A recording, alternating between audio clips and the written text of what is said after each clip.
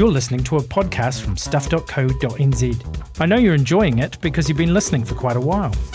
I'm here to tell you about another Stuff podcast you'll enjoy. Stuff to Watch is our weekly guide to the very best new TV shows and movies. It drops every Friday, just in time for your weekend viewing. I'm the host, James Crute, and in just 10 minutes, my expert guests and I will cut through the clutter and find you some stuff to watch. You can find every episode at stuff.co.nz/stuff to watch. Better still, on Apple and Spotify, you'll find links so you can subscribe, which means you'll get new episodes the moment they're published. So let Stuff to Watch find you, well, stuff to watch.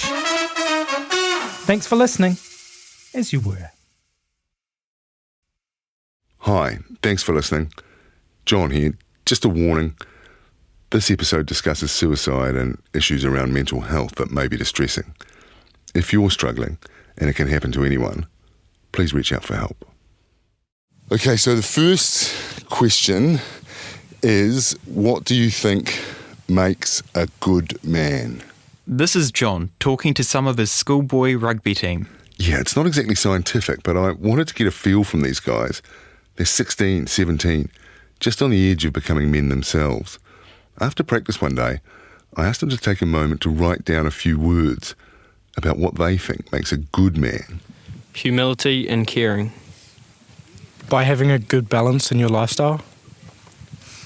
Provide support, leader and loyalty.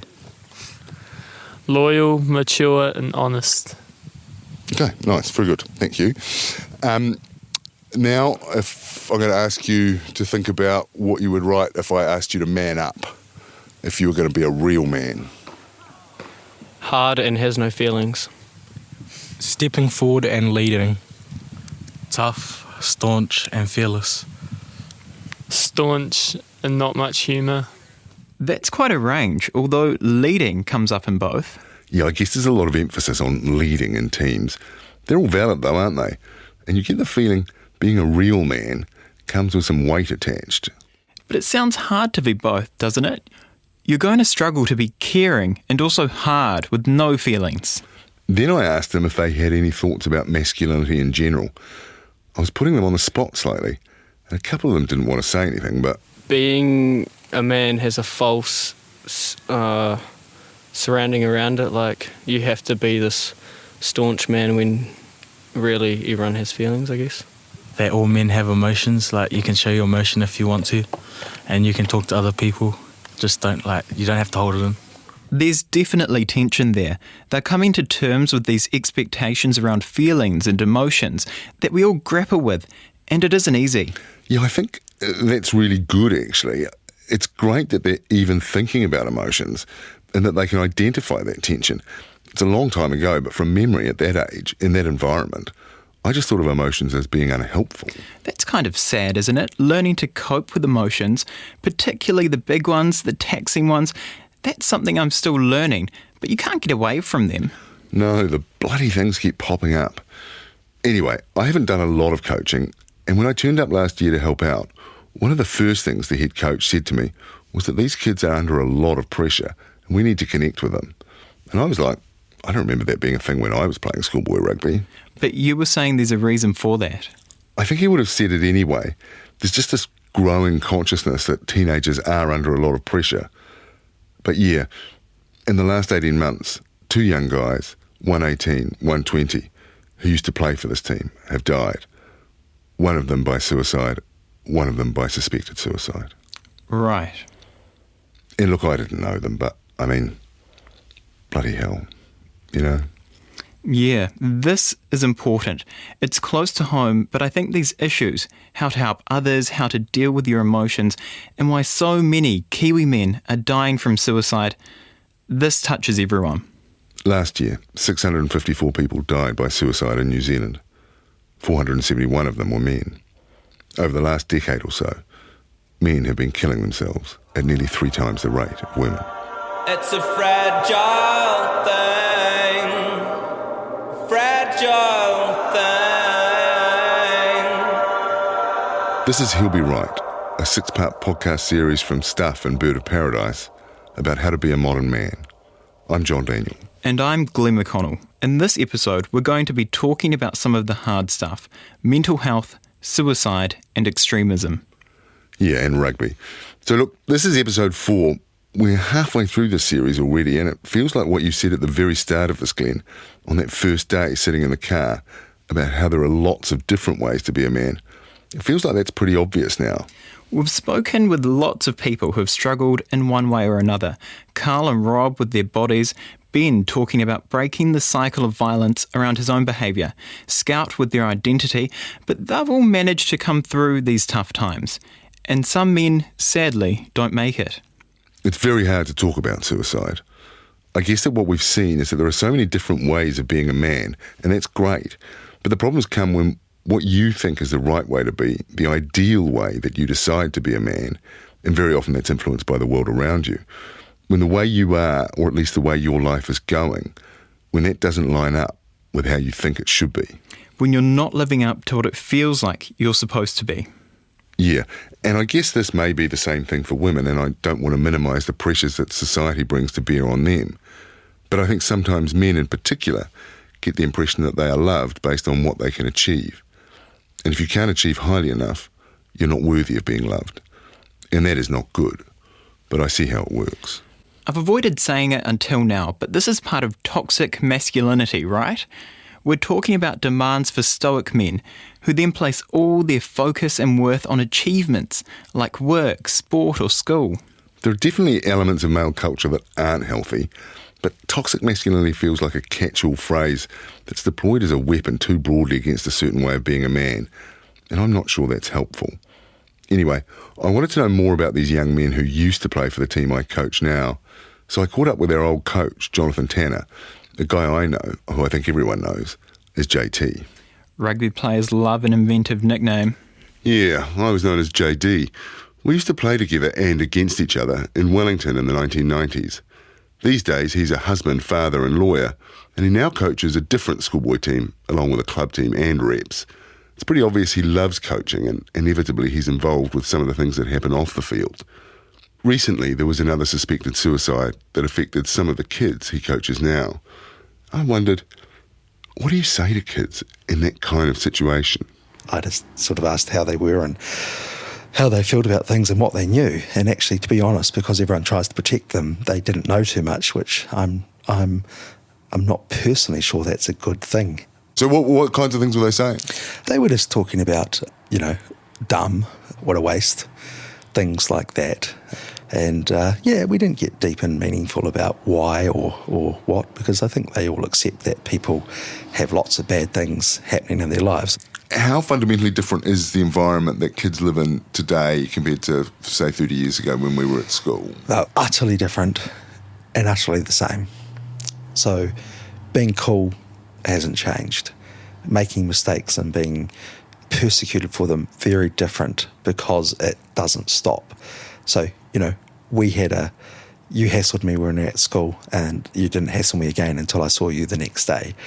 Now you hassle me at school, you hassle me that afternoon on Facebook, you hassle me that evening. You bring another 150 people into our hassling and it becomes this quite big thing that everyone knows about. That's the change. Like it or not, that's the thing that I see. And again, if you made a dick of yourself in a rugby game, no one saw it. Now it's posted on the internet. You do something good, it's posted on the internet. You do something stupid, it's posted on the internet. That's probably the biggest change. And then JT reminds me of a guy we both played with 30 years ago. Do you remember a boy played for under 21s? Might have been just before your time. Amazing rugby player. Everyone loved him. Cookie, yeah. Loved him. Yeah, good dude. It mightn't sound like it, but I'm reeling. Of course I remember Cookie. I don't know why he was called that, a slightly more inventive nickname than the usual. He was the hooker. I was a line-out jumper, so we used to train together, just the two of us in the old days before lifting, after practice when we were 19 or 20, for hours. He was a year or so older than me, more experienced, and I looked up to him. He was Samoan. I think it's fair to say he had a lot of mana. He was well-built, a natural leader, the kind of guy people listened to. I kept the order of service from his funeral on the wall above my desk for years. The photo his parents must have chosen to go on the front had him in his rugby tracksuit, the way I picture him now. We milled about after the funeral, trying to work out what had happened. Someone said he'd paid off all his debts. I remember wondering what that had to do with it, but I guess he thought he was clearing up, leaving a clean slate. He'd be 50 now, would have had a family of his own. Here we are, two of his old teammates, 30 years on, discussing young men killing themselves and trying to get a handle on it. We talk about resilience and mental toughness, about drugs and parenting, about mental health awareness and violence, peer pressure and shame, but we don't come up with any solutions. JT says there are no obvious links in the cases he knows of, no particular thing he can pinpoint to say where anything went wrong. Eventually we go back to talking about coaching, and he tells me a story about the parents of a kid who came up and thanked him. He says it was the greatest compliment he ever got, but it had an edge to it. They came to me and said, just like to thank you so much because his confidence has improved so much because you've taken an interest in him. And it hurts because you think, what about all the kids that I haven't done that for? But man, if that's all a kid takes, I would go back to it and say most kids I've ever coached just want some praise, and that's probably about it. And I think a lot of good families don't praise or show that real affection and caring for their kids enough. I don't know, but it feels like he's onto something here. You know, my kids, I got excellence, right? How many more do you need to, achieve excellence for this year? That's the first question I always ask. Not, oh, that's amazing, well done, I'm so proud of you. It's right, how many more do you need? Goal setting. You're sort of, a terrible parent. I don't think for a second that he's a terrible parent. Far from it. I don't think he does either. Although it's often complicated between fathers and sons. And look, life can be tough. A certain level of competition is a healthy preparation for that, and many young men thrive on it. And it feels like helping to set their expectations high, to push them to achieve their potential. Still, kids, all of us, need to know that life gives us a brick in the face from time to time. And that's okay. I think perspective is, my wife and I talk about it all the time, all that lack of life experience. So you get rejected, you've never been rejected before. And we say to them, hey, it's going to happen it happens, and it's just part of life and growing up. We all need to learn how to lose.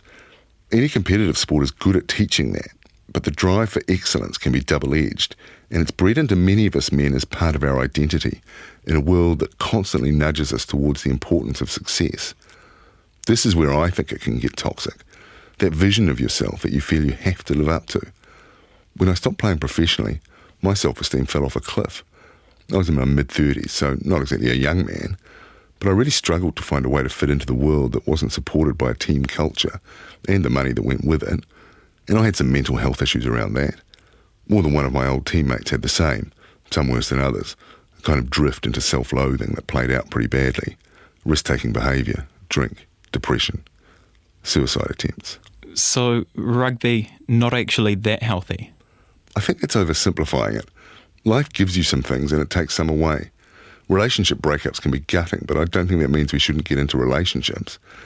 But I guess you're right in the sense that I had got quite wrapped up in the identity of being someone strong and successful. And so when I look back on that period, what really stands out for me is that, broadly, I felt unable to talk to people around me, to reach out and connect when I was in trouble, because it would have felt like an admission of failure, of weakness. I was lucky to have a really good friend who had been through some of that stuff himself, and we talked to each other across the world. He was in New Zealand, I was still in France, and that really helped me through. What about rugby itself? Does the culture around the game have something to answer for? Perhaps. It has a history of self-selecting and amplifying a particular kind of gruff masculinity that sometimes goes over the top. But I think there are changes there, and almost any group tends to have a culture where there's something you can point to and criticise. And rugby, like any sport I guess, offers this really great opportunity in a structured environment for men to connect with boys and try to relate to them and pass on some knowledge, and it can work really well for everyone. It's surprisingly rewarding to be a coach, whether you're showing them how to run a short line out or something bigger. Here's JT talking about another of the kids he coaches. And this kid who's bigger than me, solid kid, comes from a tough background. He said, I hate fighting, JT. I just don't want to hurt anyone. Now, out on the field, he's an absolute mongrel. But and I thought it was a really, really pleasant, refreshing conversation to have with a kid. And I said, like, I was just an angry little dude. And I said I wasn't fighting because you look back now and you realise I haven't had a fight since I left school. But, at school I was just always in trouble. And it's quite good to be able to talk about your own circumstances. And but it was just bloody refreshing. This kid could easily, if you looked at his environment, it would not be hard for him to go wrong. But he desperately doesn't want to go wrong. And that's why we're all helping, because he wants to do it right. So he's not going to be able to do that on his own.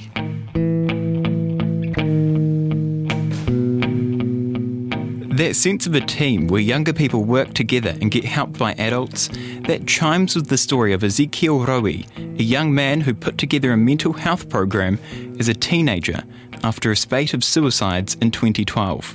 Me and my mates, we were all at school, and then the Northland, the Far North community, and even though it's geographically spread, or we feel like it's geographically spread, everyone knew everyone. In the small kind of pocket communities that we have up there. And then one of our mates took their lives, and for us, we realised at the time that a lot of our peers, because we've seen shockwaves obviously through our community, a lot of our peers were more comfortable with talking to each other and were talking to each other as opposed to the services available, the school counsellors, the teachers, and to an extreme extent, their parents. And the biggest challenge we saw with that was that left a heavy burden on the young people whose peers were approaching them to offload to them. And so the Tūkotahi program is a peer support program for us that we came up with, that we wanted to be able to sit there and support our peers, but at the same time understanding we didn't have the right tools to be able to support them beyond being someone, a shoulder to cry on, or someone for them to go to. And so it aims to bridge the gap between young people and the services in their communities. Getting those young people in touch with adults who can help relies on trust. But while he's clear that professionals are shouldering the load as best they can, Zeke says that the system needs to be able to help more people, or the problems will get worse. We need to meet the demand, because if we're opening these cans of worms and we're pipelining these young people to services, then they need to have their services met. Otherwise, their trust in us and our services, and the services that we have available, is going to diminish just as much, unfortunately, as I guess their hope or their self-esteem. Unfortunately, in at least some parts of New Zealand, there are real issues around the time lag between people asking for help and actually getting it. At home, Zeke's own parents' attitudes helped when he was growing up in an environment that sometimes set low expectations for his peer group. I remember getting off the school bus one day, and two of my mates, who I now consider my brothers actually, they were always late to form time, and I remember asking them one day why. And they said, well, because during form time, obviously all the students, all the teachers are in the one place. It's the easiest time to sell drugs and alcohol at school. And we were only 12, 13 at the time. And so that just absolutely blew my mind, and I asked them why, and they said because, that's, for us, that's what it means to be Māori, this whole stereotype of not being able to achieve, Māori or Pacifica not being able to achieve. And for me, growing up in a family that, if I said one day that I wanted to be a lawyer, or I said that I wanted to be a judge or a business owner, there was always the support from my parents, even though I come to realise now that, they are still trying to find themselves in terms of believing in their dreams and just going for whatever they have aspired to be. They managed to do a really good job of instilling that in me, which is why I think I try to look at things through a scope or through a lens of optimism, and look at the possibilities as opposed to what isn't there. But while optimism is great, Zeke is wary of a culture that amplifies success and normalises perfection, from body image to careers. We don't normalise imperfection enough.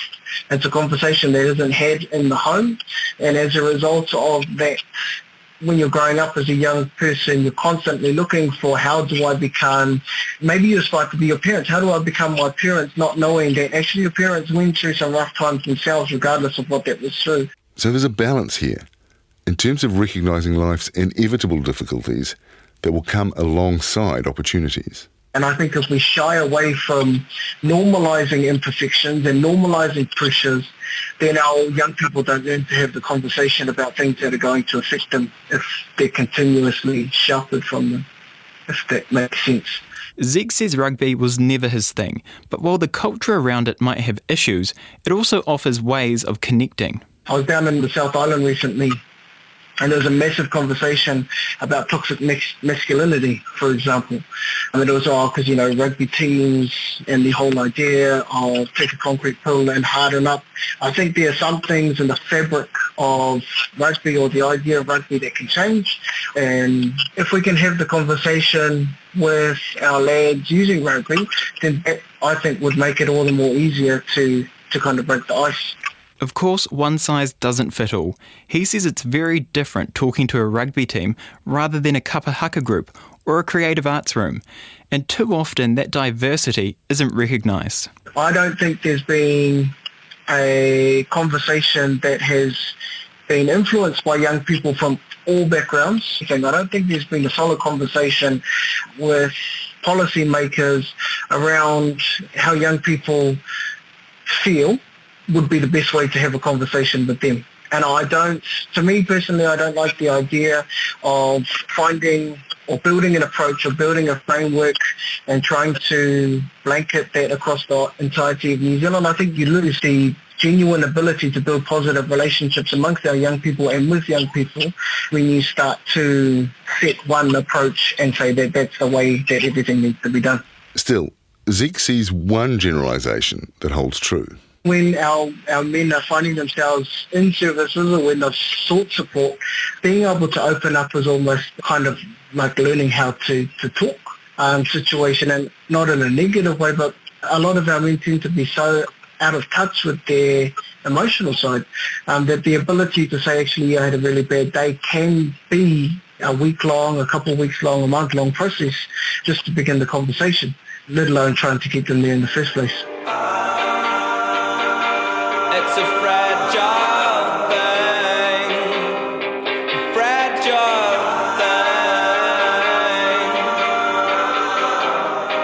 Men struggling to process their feelings about their place in the world can also take off in another direction, one that focuses out rather than in, not so much self-destructive as hating the society that they feel has left them on the outside. This isn't so much about mental health. It's men who are angry but blame others rather than themselves. Psst. You're listening to a podcast from stuff.co.nz. I know you're enjoying it because you've been listening for quite a while. I'm here to tell you about another Stuff podcast you'll enjoy. Stuff to Watch is our weekly guide to the very best new TV shows and movies. It drops every Friday, just in time for your weekend viewing. I'm the host, James Crute, and in just 10 minutes, my expert guests and I will cut through the clutter and find you some stuff to watch. You can find every episode at stuff.co.nz/stuff-to-watch. Better still, on Apple and Spotify, you'll find links so you can subscribe, which means you'll get new episodes the moment they're published. So let Stuff to Watch find you, well, stuff to watch. Thanks for listening, as you were. Professor Paul Spoonley of Massey University has studied right-wing extremism in New Zealand since the 1980s. We asked him why it seems to be such a male thing. I think there are two reasons. One is the culture of extremism itself, which has always been very misogynistic, very homophobic. So it's a very male type of culture. It venerates maleness, and it very often venerates aggression. And then, of course, it's what's happening to young white males in many countries, particularly in working class communities, who are feeling very threatened by what's happening. You know, this is about space and place. It's about defending your territory. It's about reaffirming your whiteness in the face of growing diversity and the fact that you feel as though somehow you're being marginalised and ignored. Paul Spoonley's study of the far right brought him into contact with a man who was radicalised in the early 1980s and who continues to post far-right conspiracy theories online today, although Paul says he's outwardly mellowed with age and after fathering a child. When I began to talk to him in depth, his explanation of the world around him was as extensive and as carefully thought through as mine was. So the view that somehow these are knuckleheads who are entering this sort of manosphere, this toxic masculinity of the far right, without any thought, I think is misplaced. I think these people develop an explanation for the world and what they want to see it become. Over the years, the academic and the former skinhead have kept in touch. I haven't seen him recently, but when we do get together, he's very clear in terms of the different values that he and I have. And he will say, well, you won and I lost. You know, your mob, never know who the mob is, but your mob, you know, you control the media, you control the parliament, you control our economy. So I'm where I was in 1982 when I first met you. I'm just as disenfranchised, just as disempowered, to use our words. Now, I really like Paul Spooney. I think he's very smart and definitely one of the good guys. And full disclosure, he funded our first podcast series on immigration a few years ago. Strictly speaking, it was Massey University, but basically it was him. But I think he's got a blind spot here when he talks about not knowing who the mob who controls things is. It's easy to do in the sense that if you get to the top of the pile, it's natural to think of the environment and the structures in society that allowed you to do that as just being normal. You don't see all that because it's just like the air that you breathe. Uh-oh, is this where you start ranting about elites? Yeah, and the mainstream media. Look, I didn't pull him up on it at the time because it didn't really occur to me, but thinking back on it, we were talking in the dining area of a very fancy hotel just up the road from Parliament in Wellington. It was full of well-connected people meeting each other, people from government, the top end of business, that kind of thing. People who, one way or another, are steering the country. People like him, and to a much lesser extent me, university educated, middle class, people who have a stake in the system and access to power. Elites. Well, you're part of this too. Great, but I'm not sure I actually qualify. Young, Māori, uncertain career prospects, renting. With a fortnightly column on New Zealand's most visited media website. You have a platform that helps you to shape the way people think. Anyway, whether or not you qualify as part of the mob running things, and I think you should check your key-sheeting privilege here, Glenn, I can see how Paul Spooney does. So where are you going with this? It kind of goes back to what Zeke was saying. Just like young people aren't all the same, people aren't all the same. I think if you run a top-down, broad brush approach that tells everyone the right way to be, that ends up excluding people who don't agree, and you're not going to connect with them. You're going to alienate them, and you run the risk of splintering society. Right. So is this a free speech debate? The far right should get to say what they think because free speech is a thing. Not exactly. It's more like society is increasingly divided into winners and losers, and as we've narrowed our version of what success looks like, basically money and education, the people at the bottom feel left out and judged. And if the winners don't acknowledge the fact that they tend to promote their own views and their own people in front of the also-rans, then you're going to piss some people off. And it holds across the political spectrum. I mean, while we're not America, Black Lives Matter has real resonance here because Māori have been getting screwed by the system since 1840. Yeah, homeowners versus renters works too. At the core of it for me is the fact that you are no longer able to get a job that pays reasonably well, a job that gives you not only security but sort of confidence in who you are. And I don't think it's any accident that we then see the strong power basis for these groups of extremists in impoverished working class communities, white working class communities. I think that if you're looking for an explanation, I would always point to that to say, well, that is a prime cause for the feeling of disengagement, of being disenfranchised, of being unsure about what you can contribute because you simply don't have an economic base. So, poor white men need better paid jobs, otherwise they're going to come for society. I didn't say I had a workable solution, but this kind of disillusionment exists, and we're better off recognising it rather than ignoring it because we don't like their views. And while the extremists are out on the edge, there's quite a big chunk of society that is potentially fertile ground for them. There's a significant group or communities in New Zealand who still believe that what we're doing is going to hell in a handbasket and that women have too much influence, that we are too respectful of ethnic and religious minorities, that we should go back to the rugby that was Colin Meads or whoever. And those were the days in which we had a clear set of values, in which we knew our place in the world, and this is gendered but also ethnic in terms of Māori as well. And so there is a degree of nostalgia, a degree of wanting to go back, because this is a diverse, messy world that we're in, and of course some people are going to feel very uncomfortable. A lot of those very uncomfortable people are men. But even the increasing traction of conspiracy theories, anti-vaxxing, that kind of thing, there's a breach in socially accepted norms across all kinds of people, sometimes fueled by opportunistic politicians, and that has to be a concern. One of the groups that came up with Paul Spoonley was called Action Zealandia. Yeah, they've put up some posters and stickers around the campus at Auckland Uni. They don't last very long.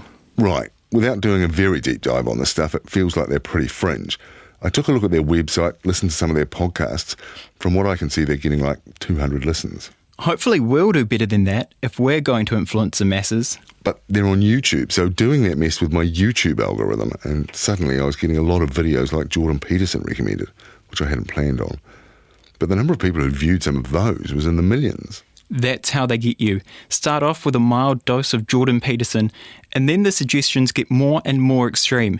It's pretty much how the internet works. Here's Paul Spoonley again. When you look at the Action Zealandia website, at first glance it appears to be a group that's very keen on fitness, very keen on looking after the environment, and you're thinking, well, what's the issue here? And then you get on to the fact that you can't be female and join. Okay, so that starts to get interesting. And then, of course, you get on to what are we about? Well, we're about preserving white civilization against the hordes. And those hordes might be Muslims, they might be the media, they might be people who are undermining white Western civilization. And so you get into a very different sort of mindset as you begin to get further into the group. And then, of course, things like the Great Replacement, the belief that came out of France that the white West was under attack and it was going to be replaced demographically, politically, culturally. And so now you're getting into alt-right, far-right ideology very, very clearly. So there's a veneer which seems quite reasonable, but underneath it, no, there's something very, very different and I think much more sinister.